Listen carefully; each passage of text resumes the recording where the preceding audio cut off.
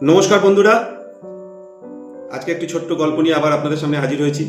তো আমরা সংসারের জন্য, পরিবারের জন্য সবাই প্রত্যেকেই কোনো সময় এক একজনের এক একটা সময় আসে যে আমরা ছোটো থাকি, মা বাবারা ত্যাগ স্বীকার করে, আমরা বড় হলে সংসারে তখন আমরা ছেলে মেয়ে বউদের জন্য ত্যাগ স্বীকার করি। প্রত্যেকেই কিছু না কিছু সংসারের জন্য আমরা ত্যাগ স্বীকার করি, কম বেশি সেটা হতে পারে।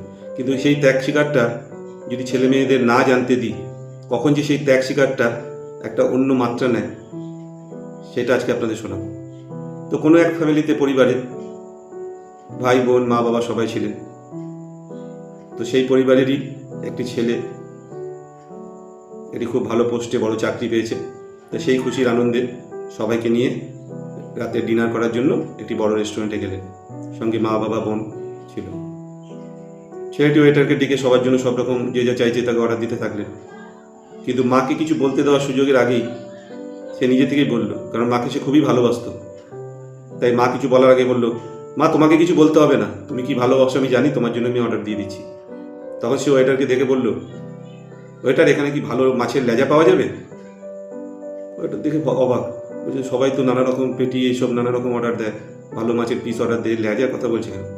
বলে আমার কিন্তু একটা স্পেশাল লেজা চাই, কারণ আমার মা লেজা খেতে খুব ভালোবাসে। আমি ছোটোবেলা থেকে দেখে আসছি, যখনই আমাদের খেতে দিতেন মা লেজাটাকে নিজের জন্য আলাদা সরিয়ে রাখতো। তাই মা লেজা খেতে কিন্তু খুব ভালোবাসে। আজকে কিন্তু মায়ের জন্য প্রথম আমি চাকরির পয়সা দিয়ে মাকে খাওয়াবো, তাই মাকে কিন্তু আমি আজকে লেজাই খাওয়াবো। তাই দয়া করে আমার জন্য একটা সুন্দর লেজা নেই। তাই আমি বলি, সংসারের জন্য ত্যাগ অবশ্যই স্বীকার করুন, সবারই সেটা দরকার। কিন্তু কিছু কিছু এমন জিনিস আছে আপনি কেন ত্যাগ স্বীকার করছেন সেটা ছেলে মেয়েদের জানতে দেওয়া অবশ্যই দরকার, নাহলে ভবিষ্যতে এরকম পরিস্থিতি আসতে পারে। নমস্কার, ভালো থাকবেন। যদি ভালো লাগে অবশ্যই শেয়ার করবেন, আর কমেন্টে কিছু লিখতে অবশ্যই ভুলবেন না, কারণ কমেন্টে কিছু আপনাদের মতামত জানলে পরের ভিডিও করার জন্য খুবই উৎসাহ পাই।